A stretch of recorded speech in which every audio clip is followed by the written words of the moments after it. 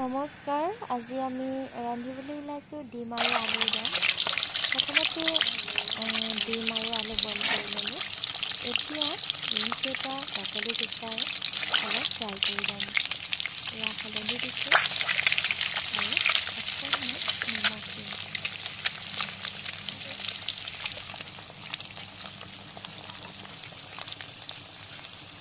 ডিম ভজা হৈ গৈছে। এতিয়া আমি ডিমখিনি ভাজি ল'ম।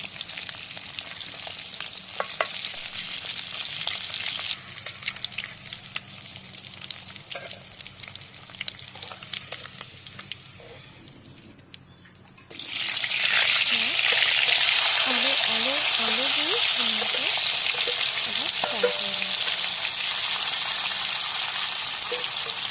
ডিম ভজাৰ দৰে একেই, অলপ হালধি আৰু অকণমান নিমখ দিব লাগিব।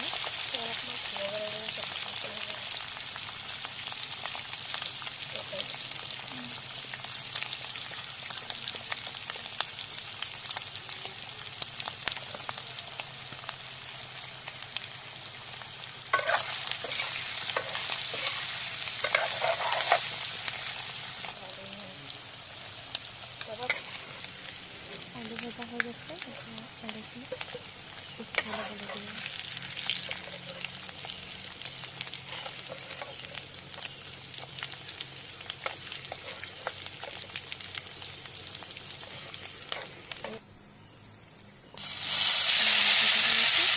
এতিয়া ইয়াত পিঁয়াজ, নহৰু আৰু আদা একেলগে বটি লোৱা পেলাই দিছোঁ আৰু এইখিনি ধুনীয়াকৈ ভাজিছোঁ।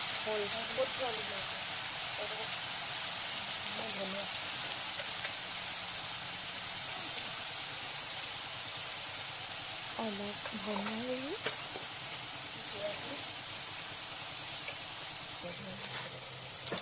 অলপ জিৰা গুড়ি দি ভাজিছোঁ।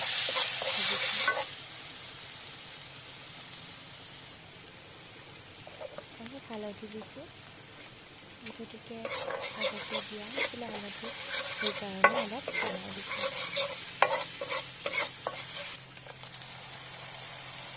ইয়াত গ্ৰাইণ্ডাৰত পিচি লোৱা বিলাহী দিলোঁ আৰু অলপ পানী দিলোঁ। পানীত আলু দিলোঁ। আলু দি ধুনীয়াকৈ লৰাই মিক্স কৰি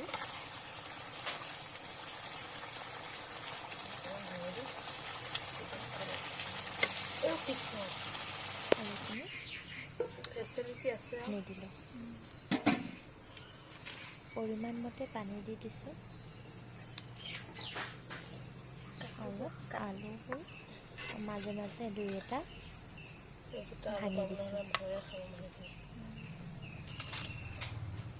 ঢাকোন মাৰি দিলোঁ অলপ সময় উতলিবলৈ। এয়া উতল আহিছে, দেখিছেনে কি সুন্দৰ ৰং হৈছে। আলুবোৰ অলপ ভাঙি ভাঙি দিছোঁ, তেতিয়া থিকনেছটো সুন্দৰ হয়, গ্ৰেভিটো ভাল হয়।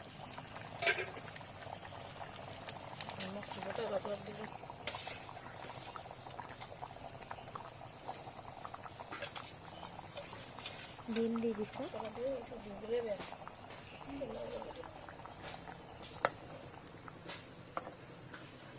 ভাজি থোৱা ডিমখিনি দি ভালদৰে উতলিবলৈ দিছোঁ। আৰু এয়া জলকীয়াৰ গুড়ি দিছোঁ আৰু এতিয়া লৰাই এইখিনি অলপ সময়ৰ কাৰণে ঢাকোন মাৰি থৈ দিওঁ।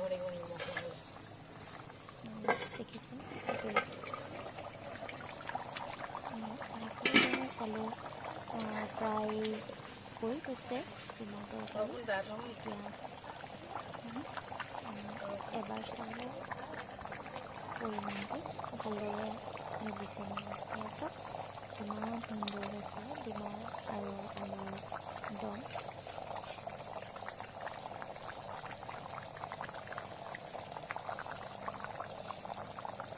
দেখিছেনে কিমান সুন্দৰ হৈছে।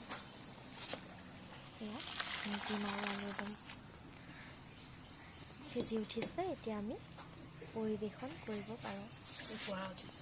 খুবেই টেষ্টি হয়। এবাৰ আপোনালোকে বনাই চাব বুলি আশা কৰিলোঁ। ধন্যবাদ।